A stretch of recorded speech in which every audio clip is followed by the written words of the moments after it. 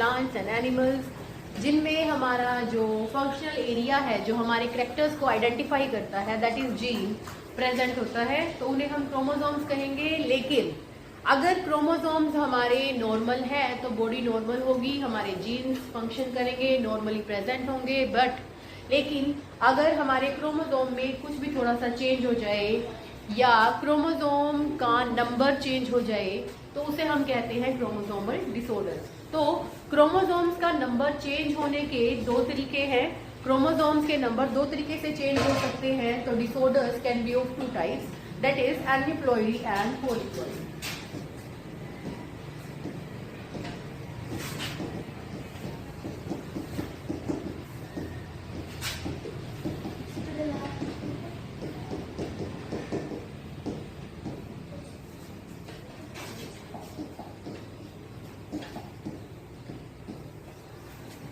तो यहाँ पे एन्यूप्लॉइडी और पॉलीप्लॉइडी का जो रिलेशन है वो है हमारे नंबर ऑफ क्रोमोसोम्स से।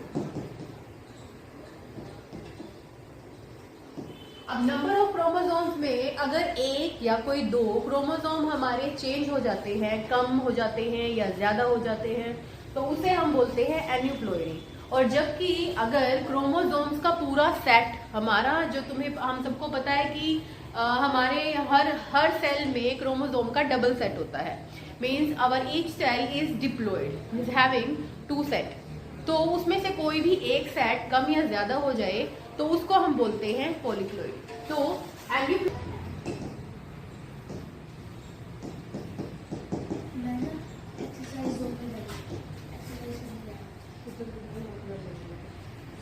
Aneuploidy means gain or loss of one chromosome.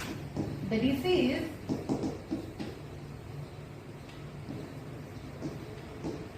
caused by gain or loss of one or more chromosomes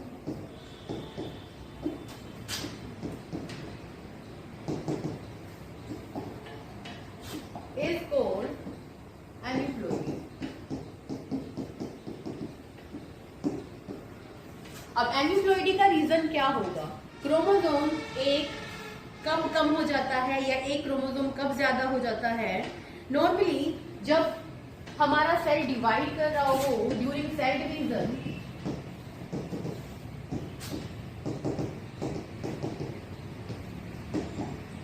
जो हमारे क्रोमैटिड्स होते हैं, they make spare in a cell,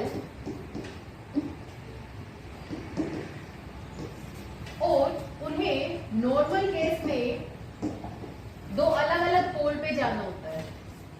but अगर ये दोनों क्रोमैटिड्स सेग्रीगेट ना हो, this one is your normal cell, but किसी रीजन की वजह से दोनों क्रोमोसोम एक ही साइड चले जाएं and other one is remain blank, so this cause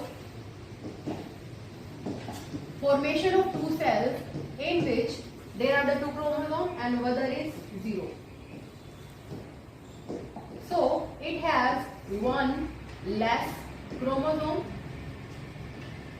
and other has one more chromosome. So these both conditions in which during gamete formation, अगर हमारे क्रोमैटिड्स हैं जो सेपरेट होने चाहिए, अलग अलग सेल में जाने चाहिए, वो एक ही सेल में चले जाएं, और वहां पर 2 तरह के सेल बनेंगे हमारे पास, तो वो सेल में एक में 2 क्रोमोसोम हो जाएंगे और एक में एक भी नहीं होगा। तो ये जो है एन्यूप्लॉइडी का कारण है। तो इसे हम लिख सकते हैं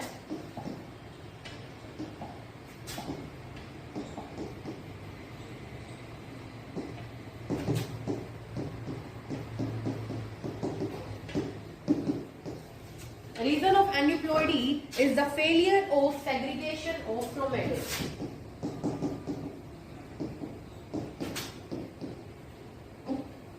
Segregation means separation.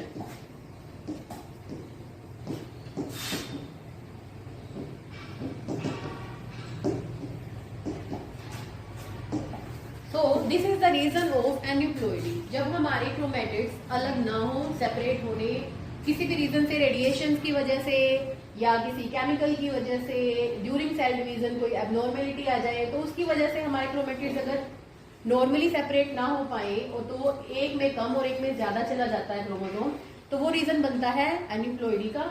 इसका एक सबसे कॉमन एग्जांपल है टर्नर सिंड्रोम।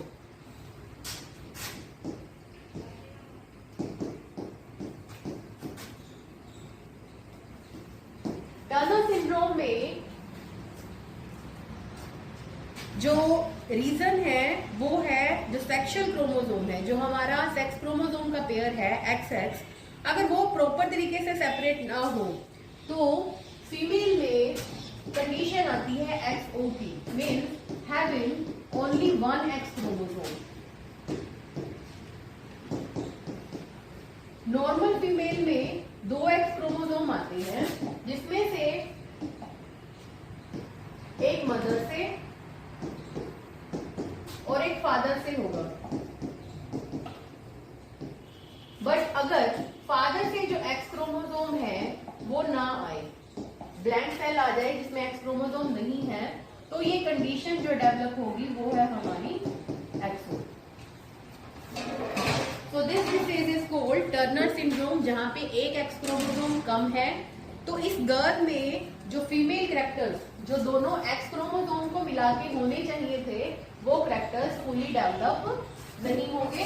तो इसमें फीमेल कैरेक्टर्स जो हैं they are not fully develop. So this disease is caused by the absence of X chromosome. सो अगर फीमेल कैरेक्टर्स सही से डेवलप नहीं है